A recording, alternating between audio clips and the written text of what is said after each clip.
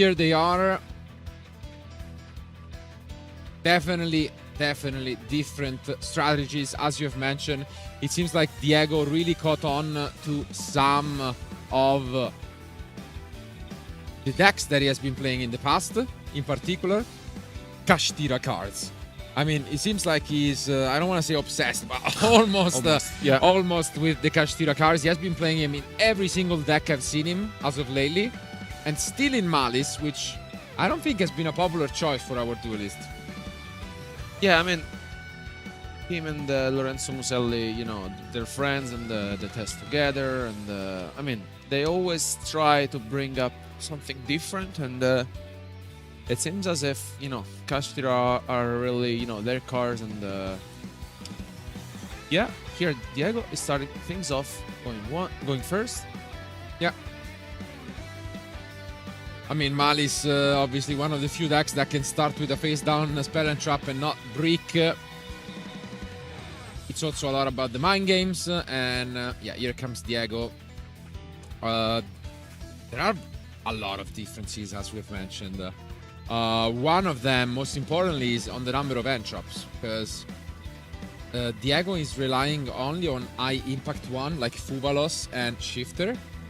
And Kevin has none of those cards, instead relying on, you know, Impermanence, Ash, Ogre. So they really couldn't be more apart from each other, I would say, outside of just the MALISS cards, which obviously you need to maximize. But that's about it.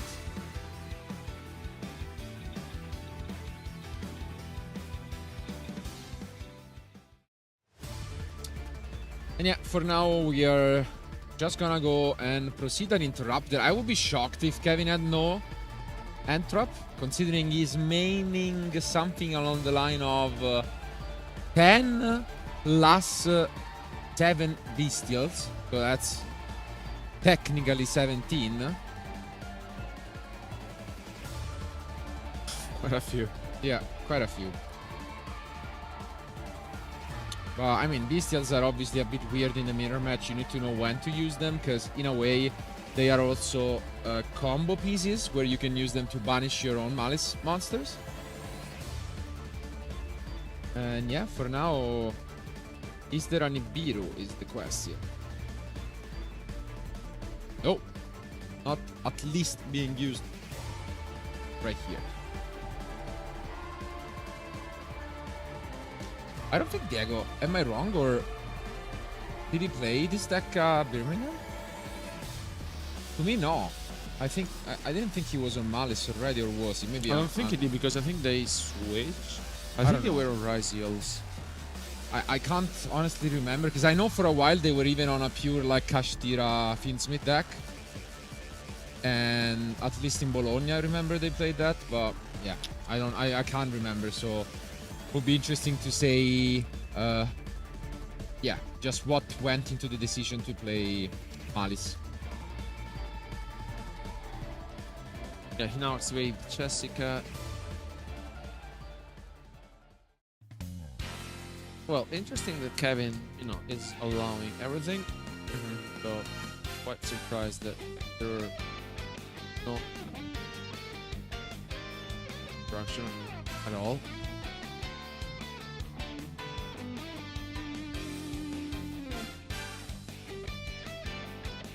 Here comes the SP. Pretty much usual lines here. Unless there is something surprising coming this way, you will be able to just continue, use this red ransom.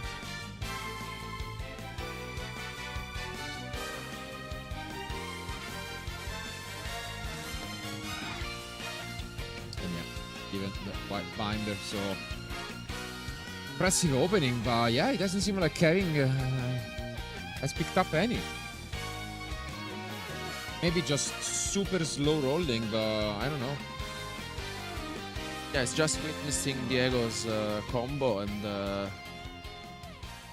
we will soon find out if there's any interruption, but doesn't seem like it now the white binder gets activated.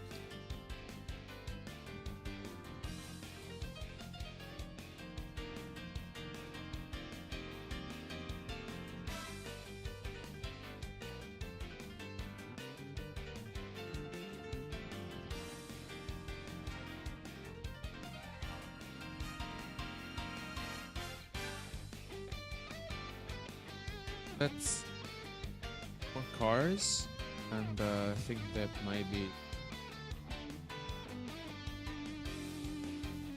Yeah. No interactions at all from Kevin's side. And yeah, here he reveals to be playing the mirror match.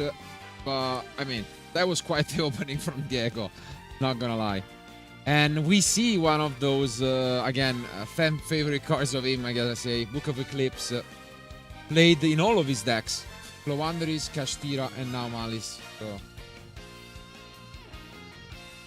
this could be a quick one. When you go second and don't really have a way to stop the Malice deck, it's rough. I do see an interesting card, though, if I'm not wrong, which is the Metal Thronos, which is maining, and I'm a big fan of the card.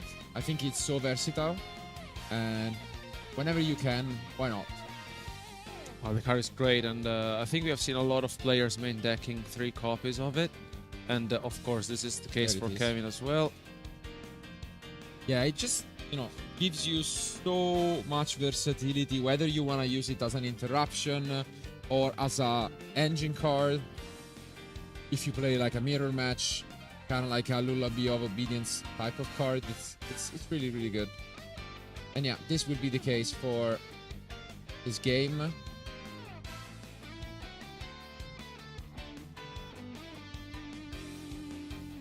Link decoder, it's the field. And here comes the first bestial of the match, but there is a call by the grave as an answer from Diego. This hurts so much. Not only that it's shut down, but the bestial Bold Drake will not resolve. This was completely unexpected. Yeah. Wow. Call by the grave is enough. Diego wins game 1.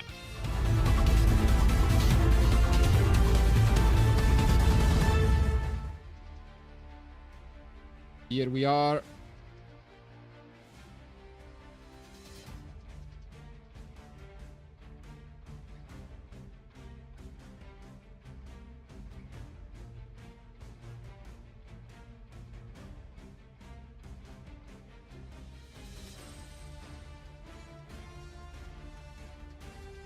And the first question, as always, is: do we use Animal Charmy in the draw phase? It's not gonna be the case from Diego.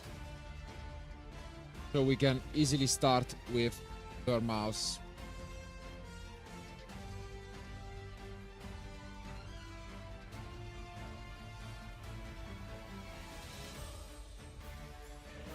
And yeah, going pretty fast.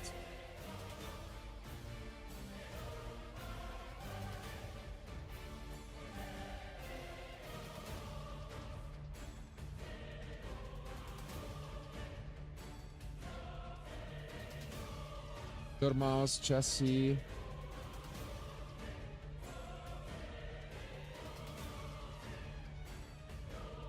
No response from Diego here as well, which, you know, it's quite interesting.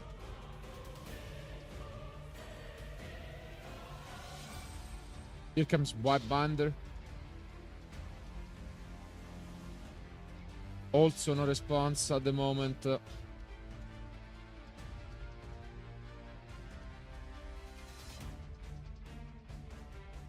Yeah, this is pretty much a photocopy of game 1, like no interruptions from from the other opponent, side, yes. And then we're gonna do whatever we want.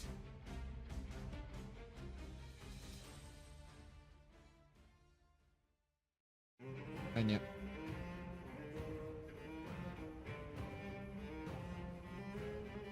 Still sitting on a full end. This is the power of this deck.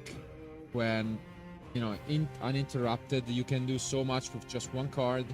And now, even showing the versatility of the bestials, as mentioned, you can use them as a combo piece. Yeah, look at this. Such a good opening. Accessing both link freeze.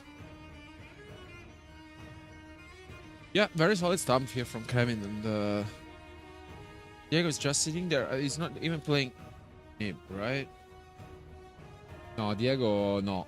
Doesn't have it in No. the main or side, so...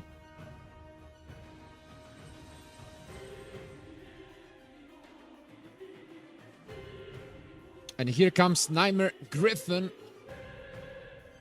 Discarding the thrust, which was there in case, you know, Amul Charmy or Lancia would have been used. So, he was covered, let's say.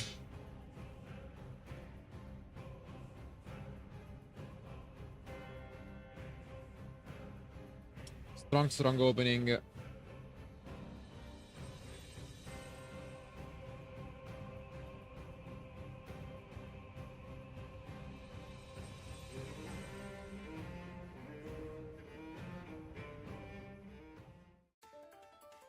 And pass back to Diego, which seems quite disappointed with his head, but starting off with a very good fender here.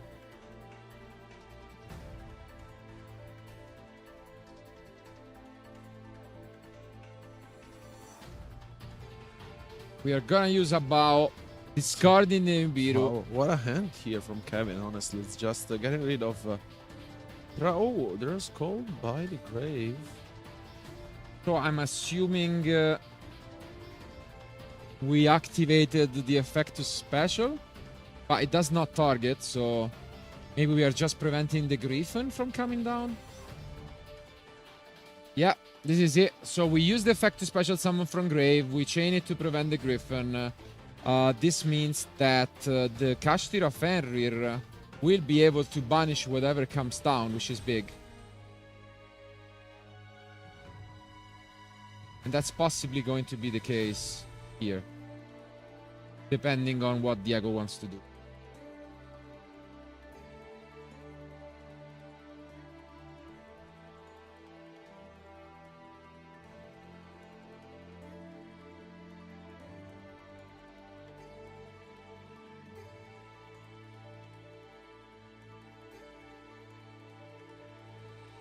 Call by the Grave was the card that won Diego game 1.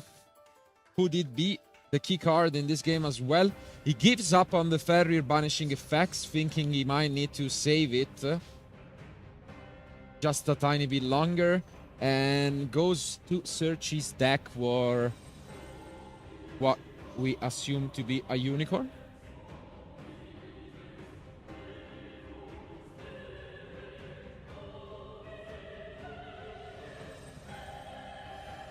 Ooh, No, and here there's comes Talent. I think they won off.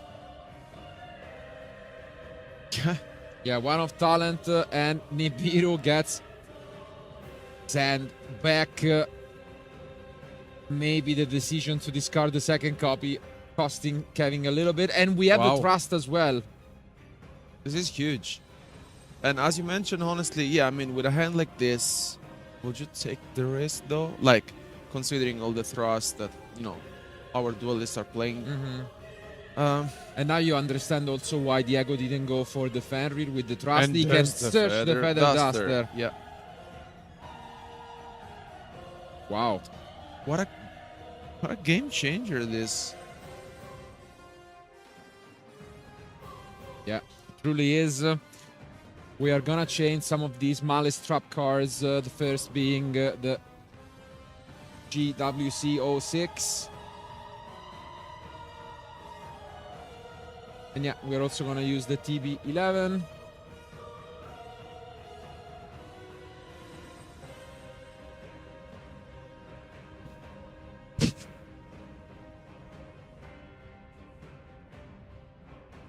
And that is going to be it. So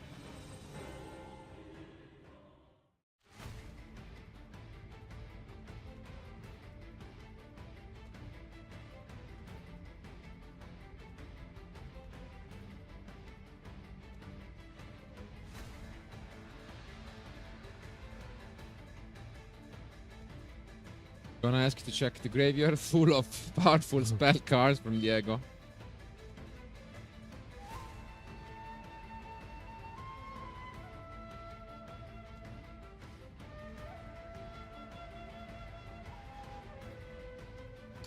Gonna be a close one.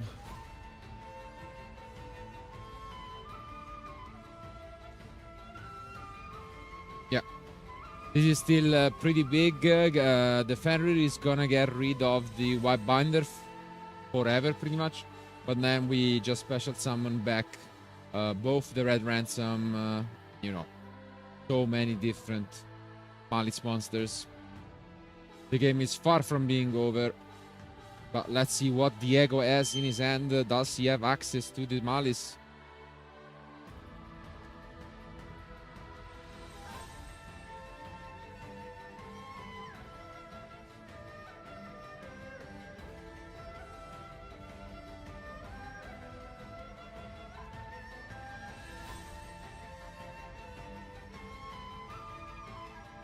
We Well, go Dormouse is good. for the Dormouse.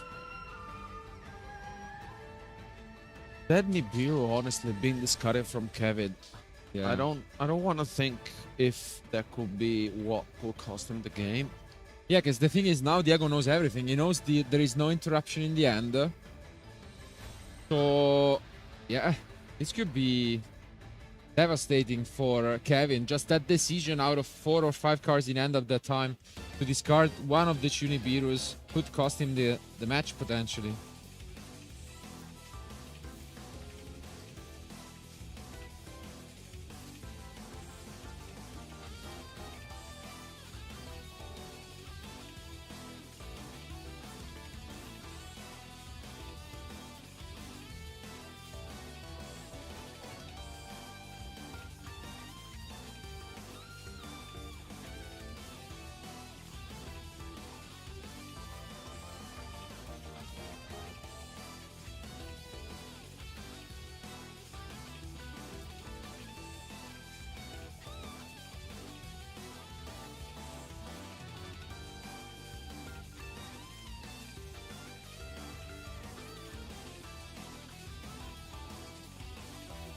Yeah, honestly, here it's just. I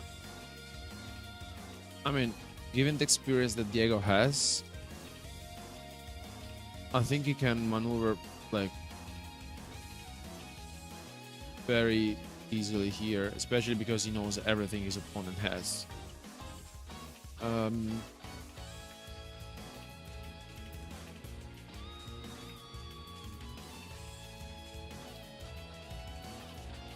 Let me check his extra deck option. He does have access code. Will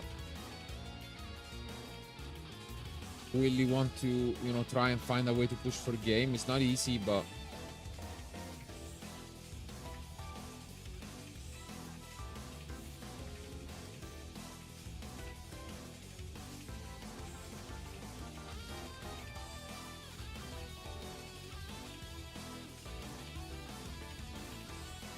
I don't know how many cards Diego's left with in hand.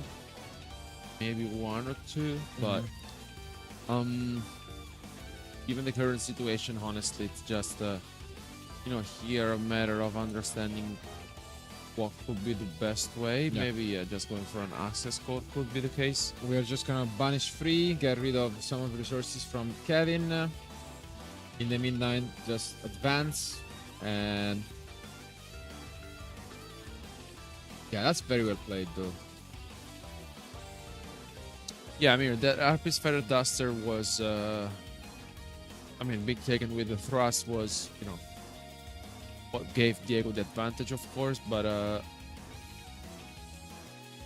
here I'm just, yeah, curious to see the way, because, like, it also has some There it is. nice extra deck options, but yeah, the extra code talker was, That's big. Comes the 5300 access code. Can we find a way to push enough?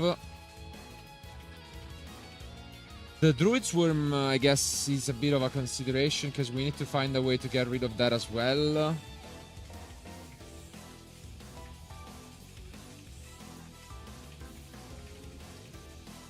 And yeah, now the White Binder synergy with the access code, which not only is, as we know, an amazing card for sealing game, but also touch synergy by banishing Malice Link monsters.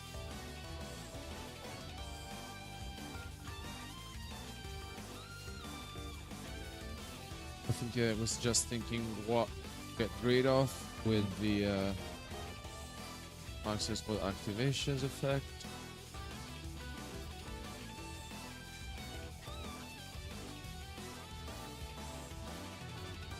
Okay, it's going to be the trap card. So that now we can freely get rid of the Linguribo if he feels like it.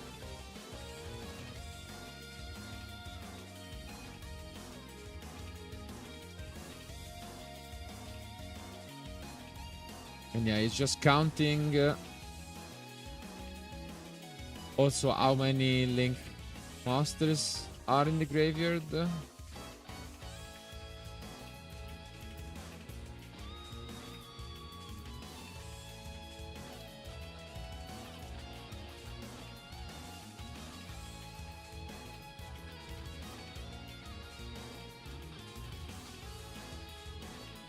There's the birth being activated by Diego as well.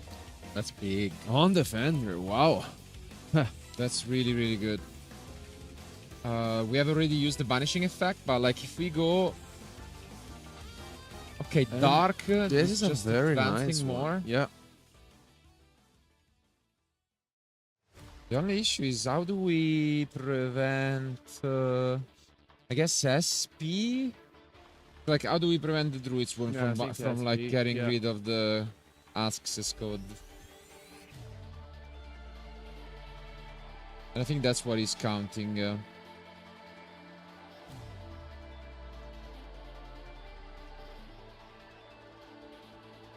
Doesn't seem like he has found it, because this is battle phase. Yeah. So we are not gonna go for game. So Kevin can have a sigh of relief, but still we are gonna clear pretty much the entire field. And yeah, that's not gonna be a pretty tight.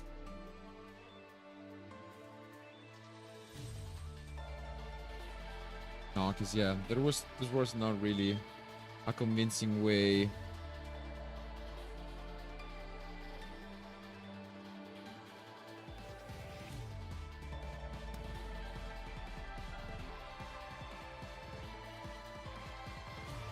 No, because even if you speed and you cannot attack directly, I don't know.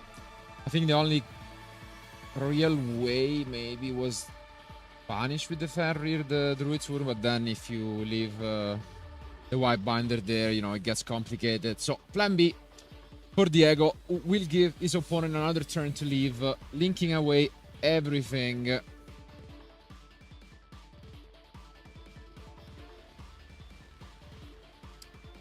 Into this Arts Cryptor.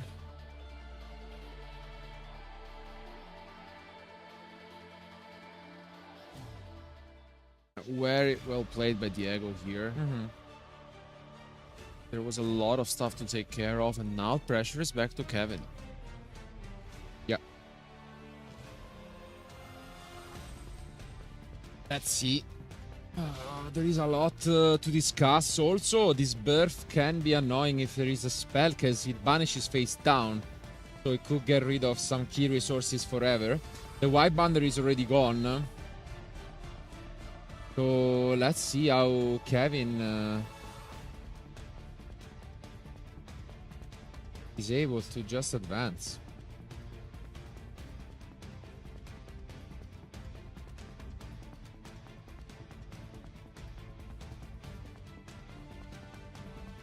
And we are gonna revive right away with the Malice Trap card, this White Binder.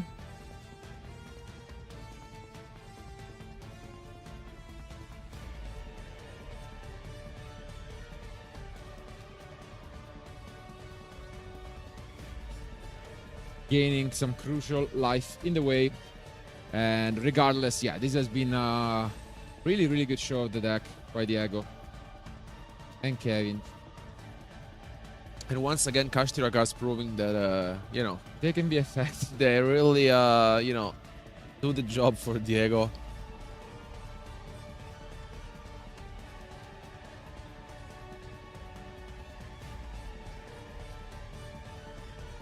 It's gonna be very difficult now for Kevin because, you know, doesn't have White Binder anymore. Let's see if he finds a way.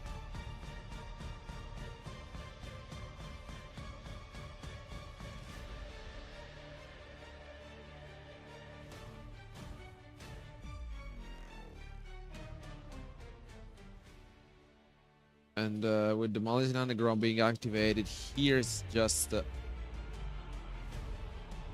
maybe, yeah, makes sense from Diego's side just to respond to it.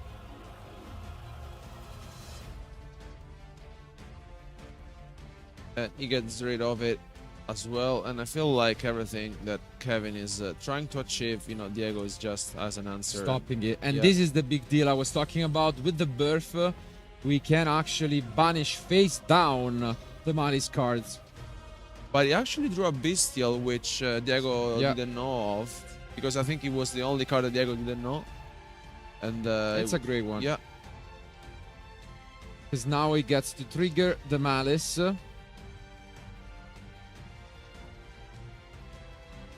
And yeah, it does resolve. So still a glimpse of hope for Kevin. Can he find a way to break back this field?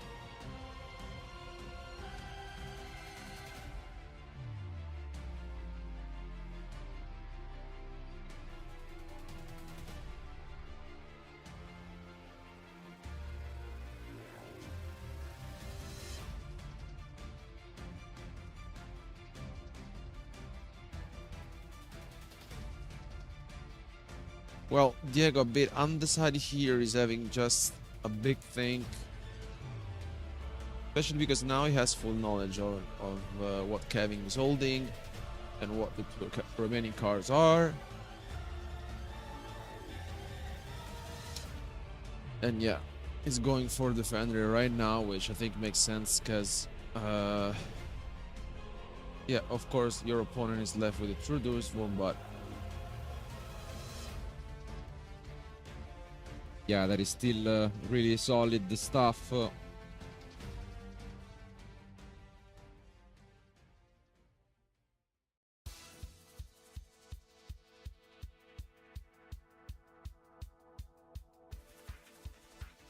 We're gonna try our best, go for the dark, at least finding a way to play with Diego's card while using a Dredgeworm to threaten one of its monsters.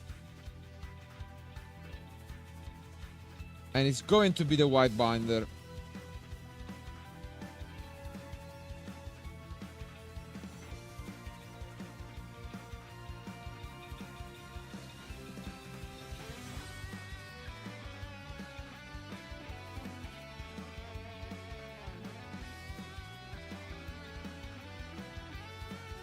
yeah, Diego allows it.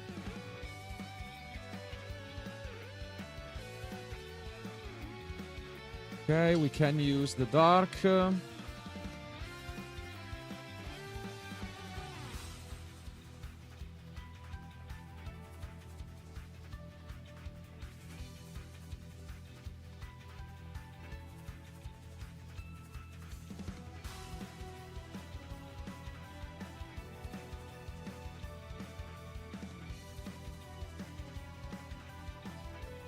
Let's see what he wants to bring possibly back from Diego's graveyard.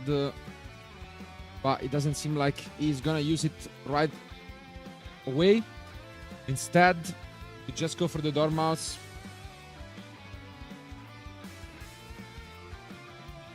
And the Metal Tronus, unknown from Diego, comes down to get rid of it. That's a big one.